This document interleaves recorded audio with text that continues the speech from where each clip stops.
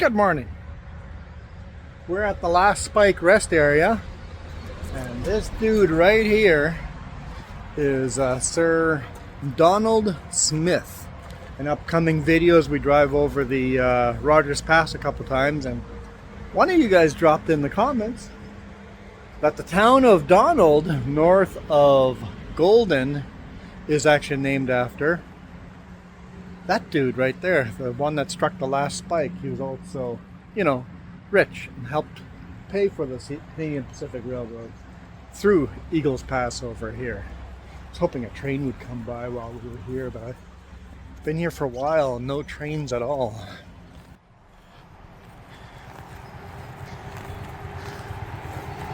So maybe we don't get to see a train up close. But the train comes right past here. Knowing my luck. Whew, it's a big slug. Don't step on the big slug. It's huge. Knowing my luck, as soon as I'm driving away on the highway, we'll have a train. Well, I waited a few more minutes, still no train. A little creek over here, train track right there. We'll park right over here, our big load of a whole 2 culverts. I know. It's big. And yes, the trailer looks very dirty. Very, very dirty. Don't worry, you guys get to see how it gets dirty. If you guys are watching the bonus video, you haven't seen the dirty trailer yet, or dirty truck. Just muck everywhere. Just thick muck. It's clay too, it's hard to get off. And if you're watching this just as a regular viewer, you already saw this video, or how I got dirty probably weeks ago. It's called the world's only interior rainforest. It's a mud road.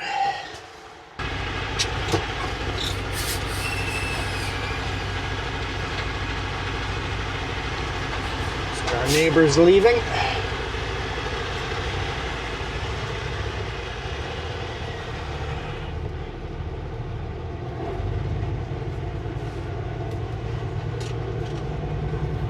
Looks like last night this rest area got completely full because trucks were parking in illegal parking spots and make a parking spot over here with a Super Bee, and I don't blame him. He's out of the way, he's fine there, but he definitely made a spot.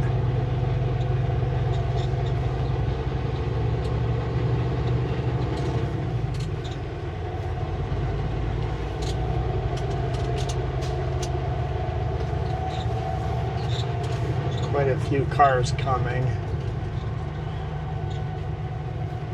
Continue on Highway 1. Oh boy, it's a long lineup of cars coming. I just let them all by.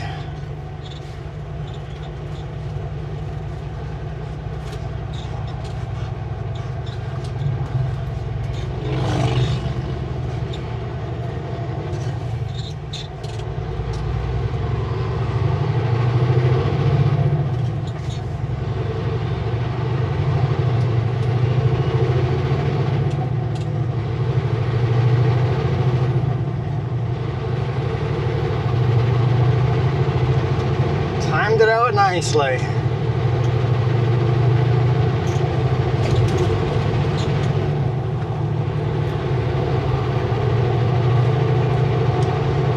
Alright, last spike. We're on Trans-Canada Highway 1 eastbound toward Three Valley Gap and Revelstoke.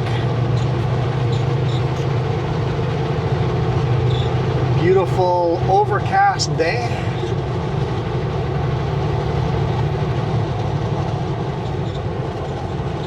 Magical cloud with little whiffs everywhere. Just gorgeous, gorgeous morning. Oh, look, there's a train right there. There's a train right there. I had to wait 5 more minutes. Oh well. And it looks like it's a load of potash. So, probably coming from Saskatchewan. Basically the world's supply of fertilizer. One of the biggest sources of fertilizer in the world is Saskatchewan. So this potash goes all over the world. The mine that mined this potash is responsible for a big portion of the food on your table.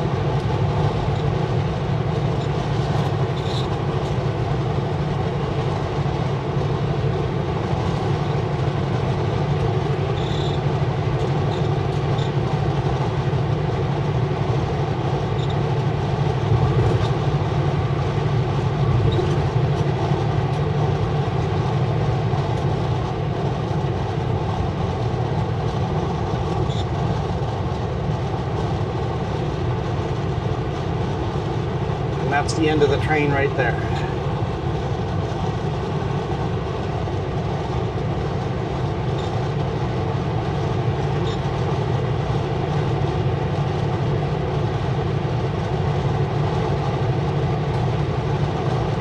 People are having some arguments about the merging up ahead there. I saw a bunch of brake lights. People are silly. Well, it looks like they're brake checking each other now. And I'm gonna have to slow down. Okay, the roads were dry. I'm like, this would be a good time to shoot video. The roads are dry. As soon as I start shooting a video, the roads are wet again now.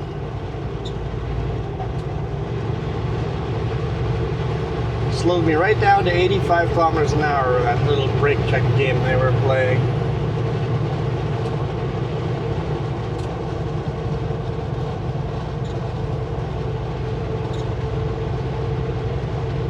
So don't worry about it. I think that's the biggest thing about road rage is you gotta just let it go. You just have to let it go.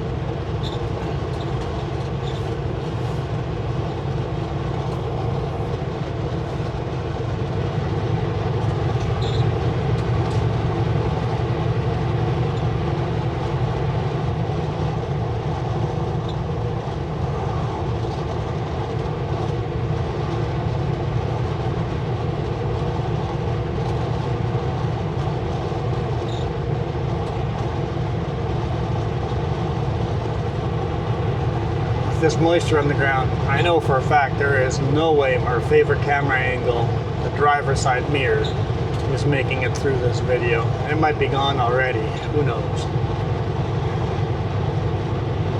I mean, you guys know when I stop using it. I think the other ones might be safe.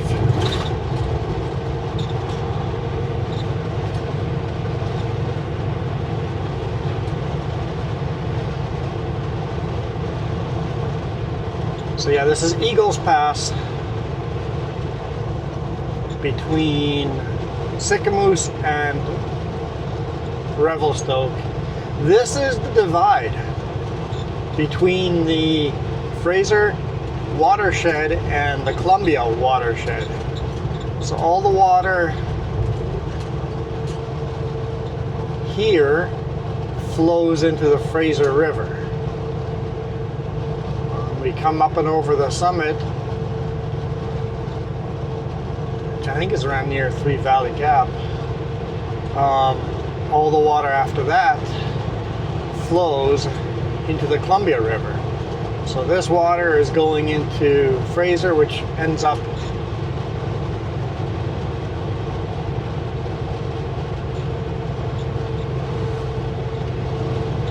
flowing into the Shuswap. Well, I guess it's Shuswap first, and then into the Fraser, and then comes out in Vancouver, British Columbia.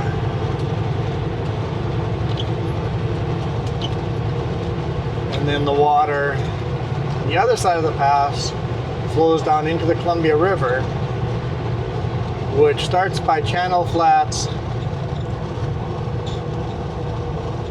goes through Radium Hot Springs, goes through Golden, Donald, so hence the town Donald, and the dude, last spike guy. That's why I brought that up. Donald Smith. And then flows way up north and does a big U-turn. Comes back down here to Revelstoke. Keeps flowing south through Castlegar. Then trail into the US.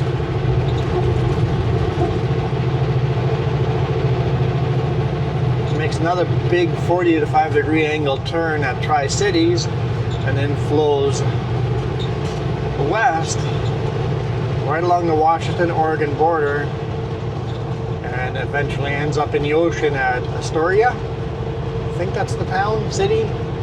We've been through there 2 or 3 times.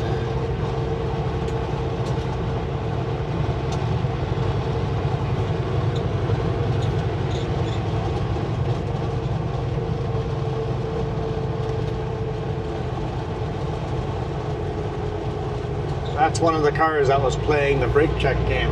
They're now doing the U-turn. So all of that for what? What was the reason? Just to turn around and go back.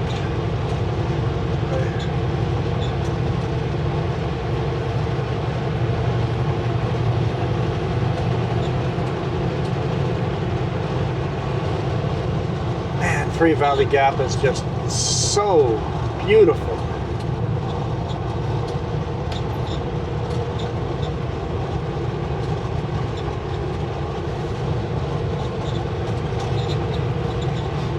Didn't have defog on. I turn it on and just poof, everything fogs up instantly and then defogs. That's better.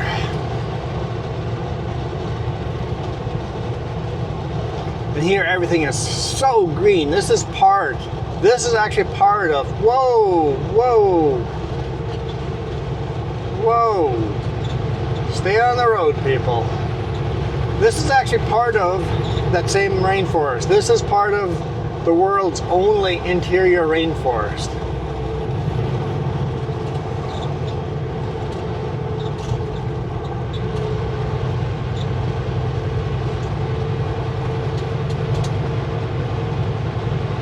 This is the very south end of that rainforest.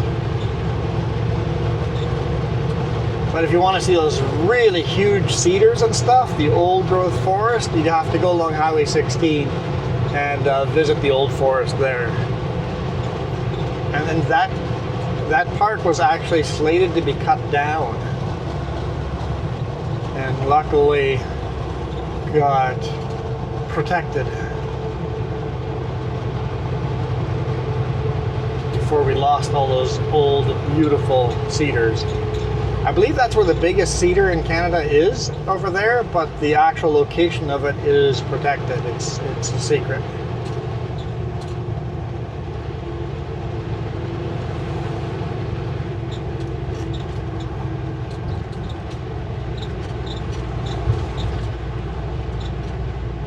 That's a bad place to break down, but at least he's all the way off the road. Looks like they're working on it right now. They've got a repair truck.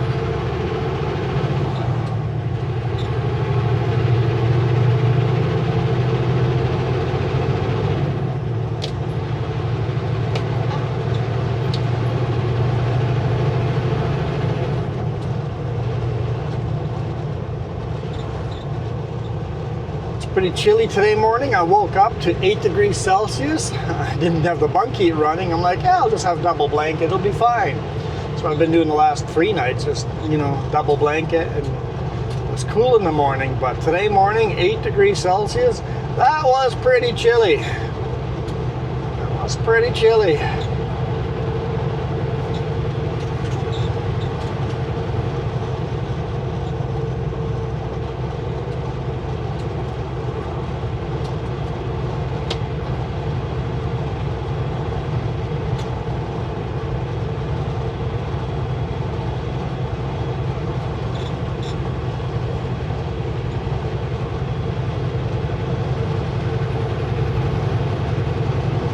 Passing lane in 2 kilometers. All of you guys doing 80 and 85 here.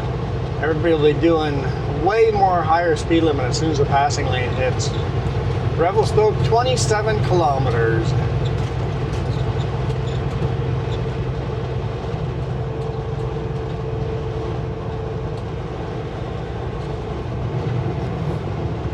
I was hoping the road would dry out, and if it does, I'll pull it to a pull-out and clean the lenses, but no point until the road clears up.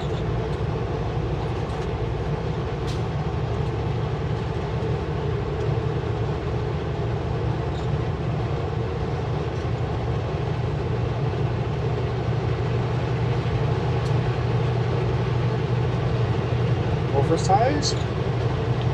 I guess the trailer itself. Well, that's a paving machine, or a heat up the ground paving type of machine. Or they recycle the pavement.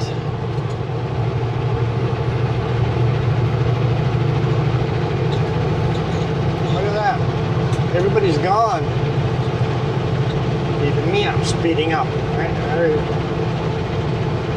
Whoever the slow one is, I'm going to be stuck behind again. I was talking about this last couple of videos. If you're traveling through the mountains, just be ready to be stuck behind slow traffic. Plan extra time.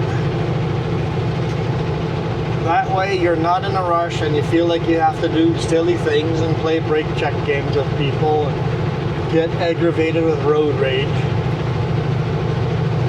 Just give yourself a little extra time.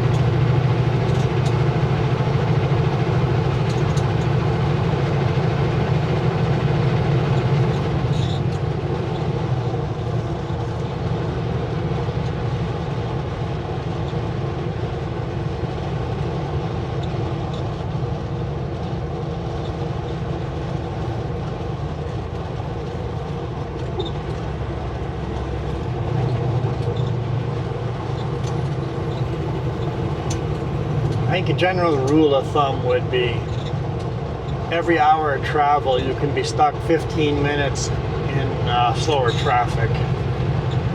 So if you want to do an 8-hour road trip according to Google Maps, plan for that to be 10 hours plus any stops, fuel stops, food. You got to add that in there too.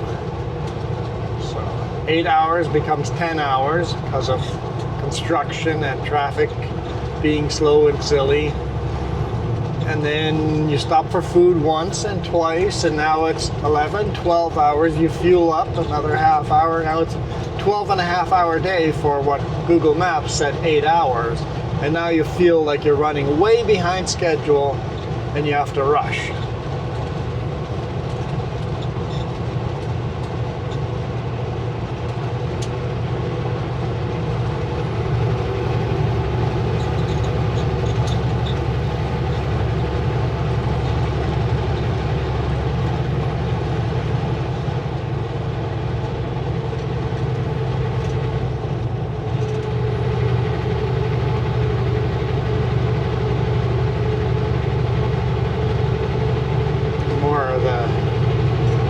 Paving machines. You can see we're on brand new pavement.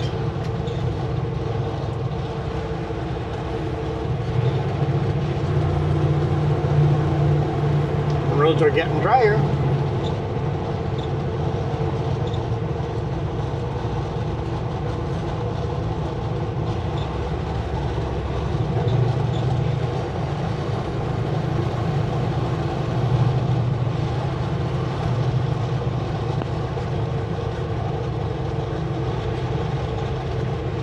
I'd pull into that pullout, but I don't want to cross traffic on a busy highway like this. Pullout has to be on our side.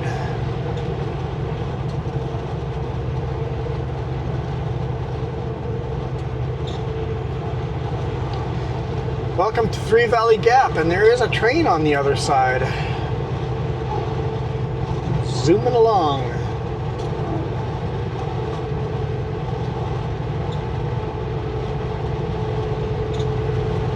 And the train actually has a bunch of snow sheds here too. Trains actually have a lot more snow sheds than the highways do.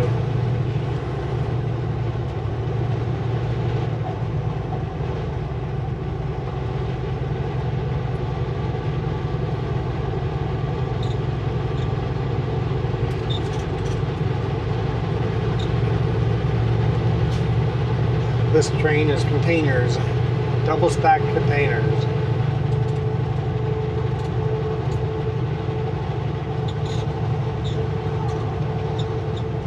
Oh good, the other brake check car is pulling off, so... No, you can't turn there. Signs all over, you can't turn there. Alberta, there's signs everywhere, you can't turn there.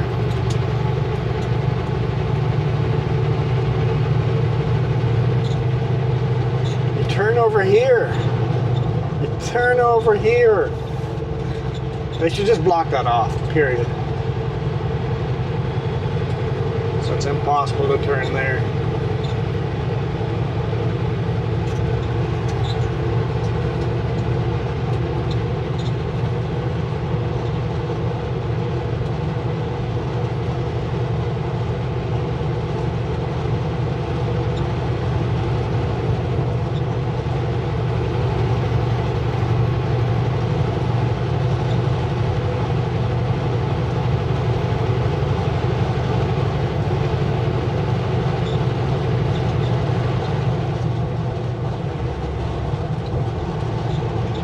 Crossing over the railroad again. You cross back and forth over the railroad many times.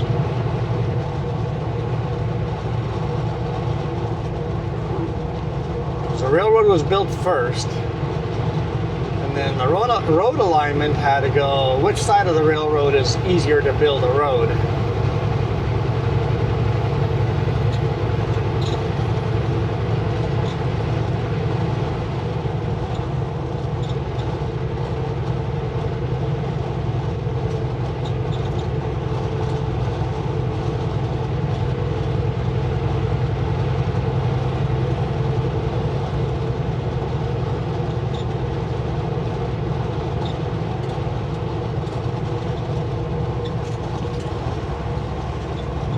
Roads are wet here again.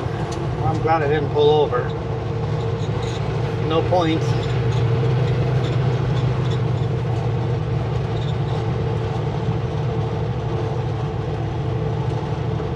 In fact, it feels like it's starting to drizzle a little.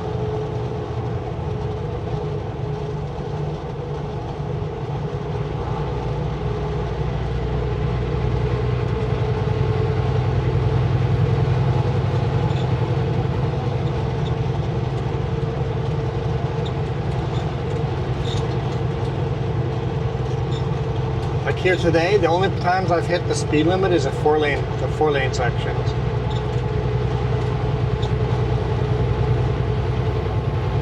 And you hear it on the radio all the time too. People just going, is it just me or is everybody really fast in 4-lane sections and slow in the 2-lane? That's just how people drive.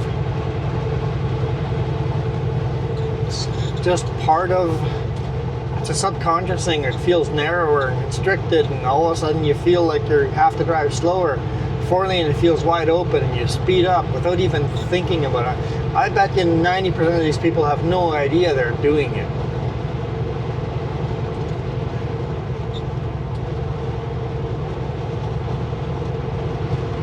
I think the slow vehicle is a van up front there. So maybe it's a pickup. No, I think it's a van towing a trailer. I think it's our slow vehicle.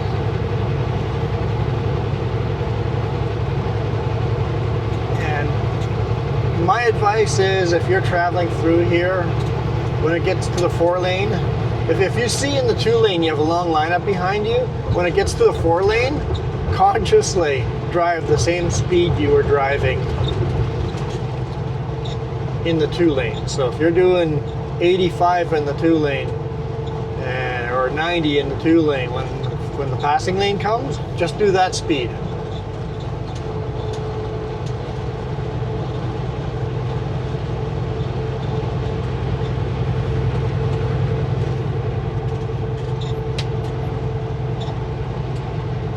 We've kayaked this little lake here. And then I did a fist pump when a train came by, and he blew his horn.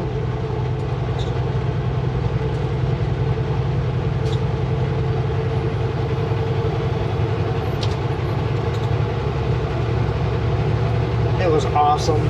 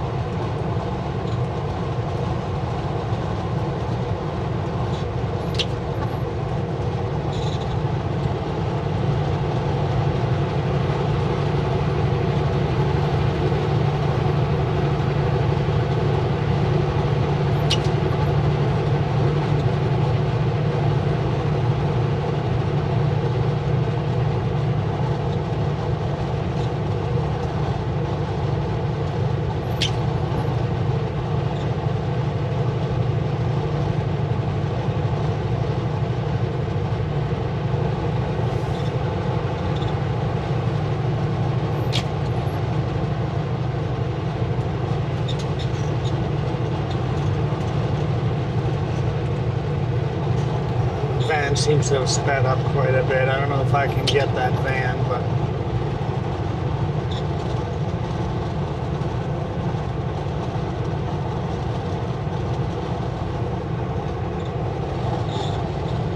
nope.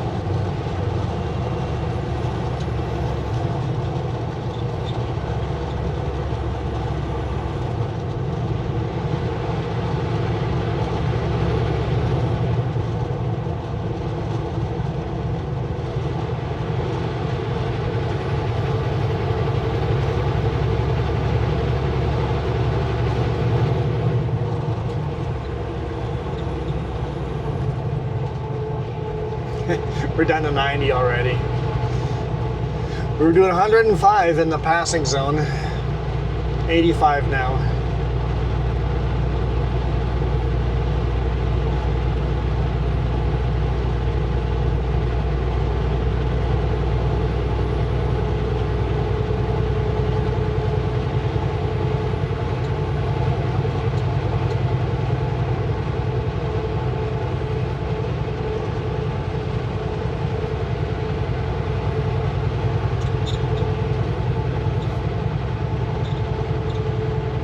Fluctuating between 85 and 90.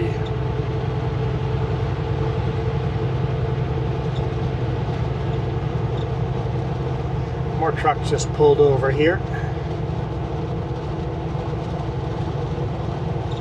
Probably looked like it probably got pretty busy overnight too. Yeah, apparently downhill we can speed up a bit.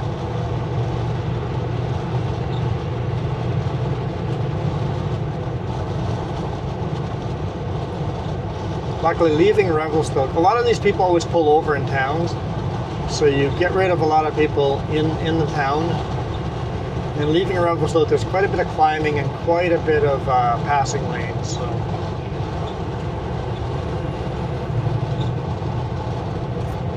sometimes it's a good opportunity to get by people. And this is my version of road rage. I just keep talking about the vehicles that are irritating me.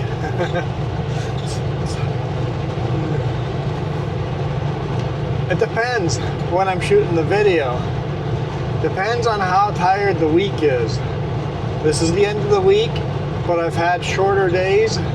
The days were ending like at 5 p.m. I had like 4 hours to relax before going to bed. And then before getting up at 6, I've been getting up at 6 a.m., 5:30ish. Getting up at 5:30ish, but going on duty, loading by 6 a.m.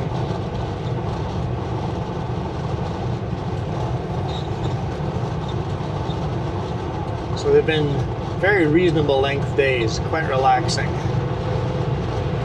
Enough that the whole week's videos are edited already. So as I shot the video, I edited the video. I had enough time. When it's a full day, I do not have time to edit a video that same day.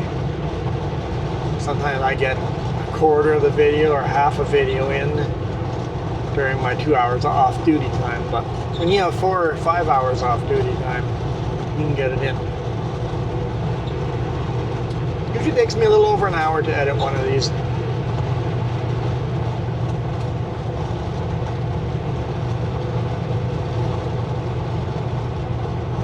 And then if it's multiple clips like this one with a cell phone photo at the beginning or video at the very beginning,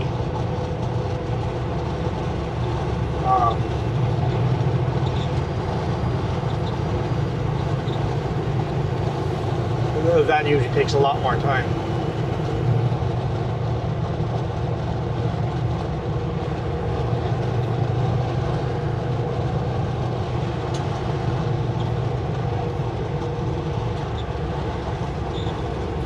So a couple of weeks ago I asked about the contrast of the video and the color editing part, how you edit the video. I had some good advice. Some of the advice was we need more contrast. Other people's advice was less contrast.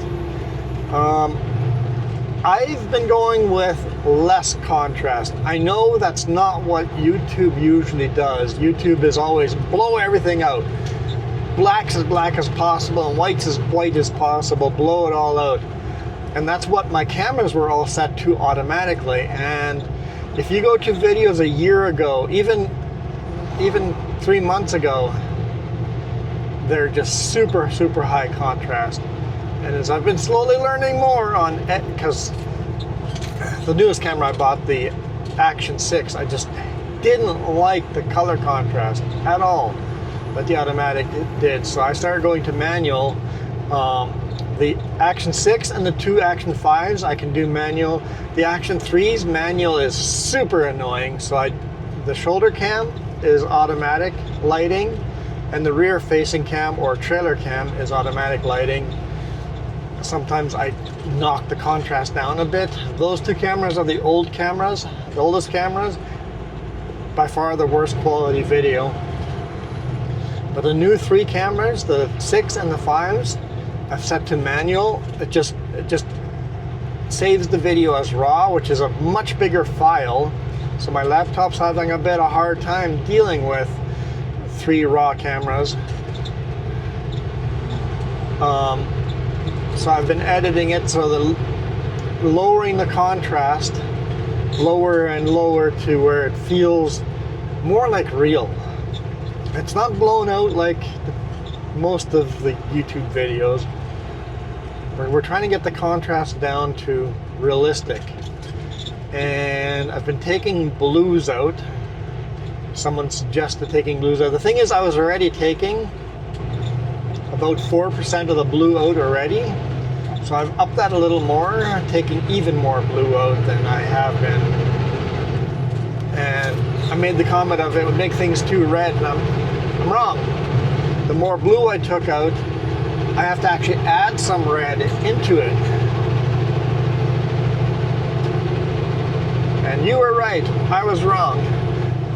He goes, taking blue out won't make it redder. It's like, you're right, it does not make it more red. I had to increase the red slightly as I took blue out. And 1% difference is huge.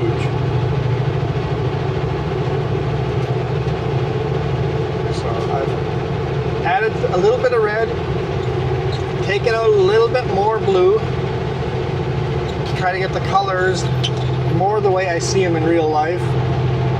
Having said that, this is very bluish tinge in real life. So the videos being on the bluish tinge is okay.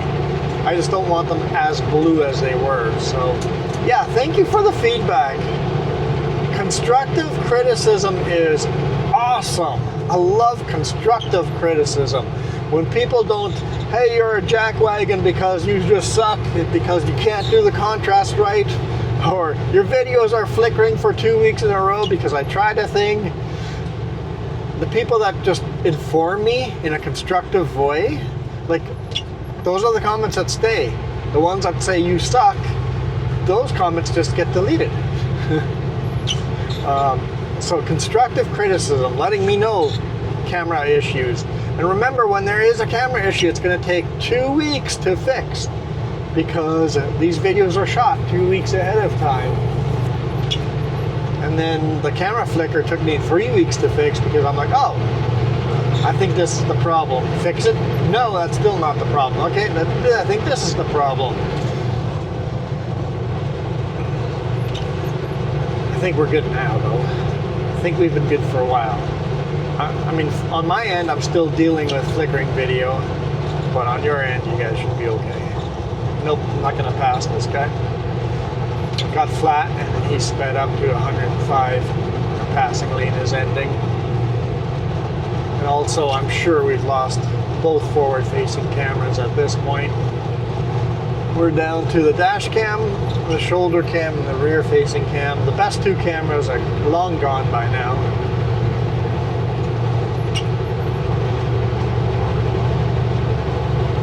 As we leave Revelstoke here, climb over Rogers Pass. We got those videos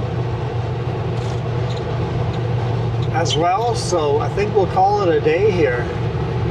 And yes, thanks again. Like I said, when people let me know, inform me of spelling errors, inform me of video flickering errors, inform me of contrast is too high or contrast is too low. Sometimes terminology can get you though. Someone goes, you have to make the contrast higher.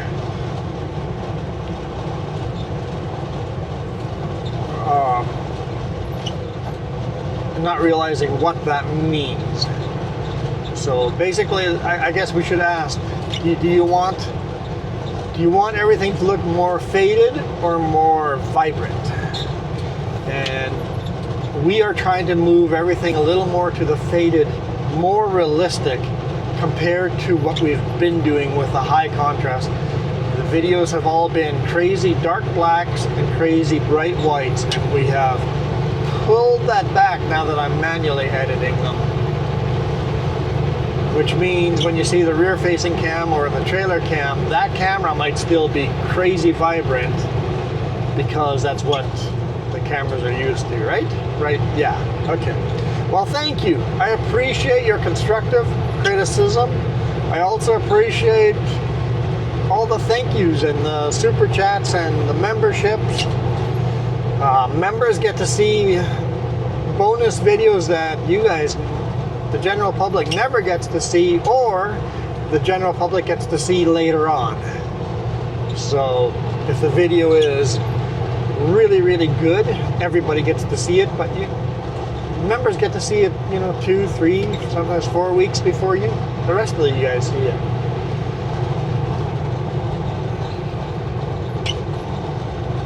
Just thinking for members,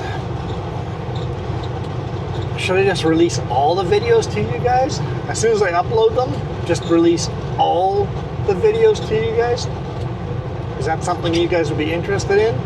You would have nothing to watch during the week though, because you would have just on the weekend, bam, bam, bam, here's 4 videos. Here's links to 4 videos. Although then I'd have to, how would I do that? I don't think YouTube even lets me do that.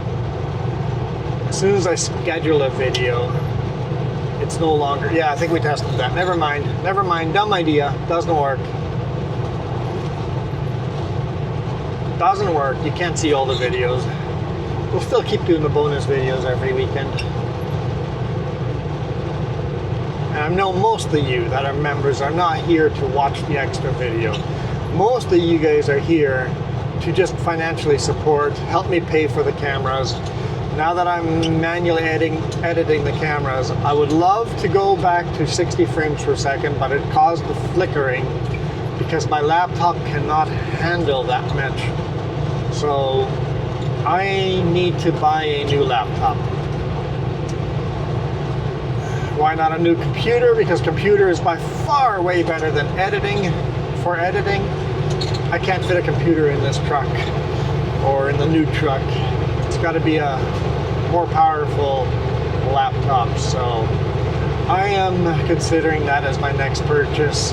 It's going to be thousands of dollars, but you guys are supporting us, so if you guys want more and better, higher quality videos so I can up the frames per second, make the video quality better. Because I can record better than what we're putting on YouTube. I just can't edit better. Consider doing a one-time coffee donation. I prefer coffee. YouTube donations are great. Those are fine. YouTube takes 30 to 40% of that donation, and YouTube keeps that money, and I don't get 30 to 40% of it. If you guys donate on coffee, I get 99% of it. It's a flat rate. So if you donate $1 on coffee, I get very little of it. If you donate $1, I probably get 30-40%, just like on YouTube. If you go anything higher than $5, I'm keeping 99% of those donations. So if you guys want to help support and buy a new laptop, send me a coffee. Coffee is basically just a direct transfer from your bank account to my bank account. Coffee is the middleman that I don't have to give you my personal bank information. I researched coffee for a long time to make sure it was legit, nice and clean company, takes privacy into consideration, seems really, really good. So I've been using them, and they help doing the direct e-transfer from your bank account to mine. So I appreciate all those. You get your name in the membership. You're on the top of the list because I get most of that. So thank you. Also, if you're going to do coffee donations, I see some of you guys are making like 2 or 3 coffee donations every month. Coffee takes off a set amount of pennies, right? So it takes off 30 cents from a e-transfer. So if you do 3 $1 e-transfers, I only get a little percent of it. If you do all $3 at once, that little percent only gets taken off once. So I see some of you making multiple small coffee donations. It'd be better if you just did one slightly bigger one a month. I would get more of it. Yes? Make sense? Okay. Constructive criticism. You guys are just awesome. Thank you for supporting us. Thank you for making this a thing I can do. A thing I can do in the back of a truck, edit videos on my spare time during the week. And not only does it help pay for new cameras, like the 2 old cameras, maybe after the laptop, higher end, we can now shoot higher end videos. Maybe we replace the older camera so I can manually do the color for all the cameras. That might be a future purchase. So thank you for that. As you guys are slow, like you guys paid off the last camera, the one I lost in the kayak mishap. You guys have paid that one off, so thank you. Now we're gonna go for the laptop. That might be a few months before we get there. A few months, it might be a year before it's actually paid off. It might be 2 years. Anyway, going into this is, what park is this? I know, I'm bad at hanging up. This is Mount Revelstoke National Park.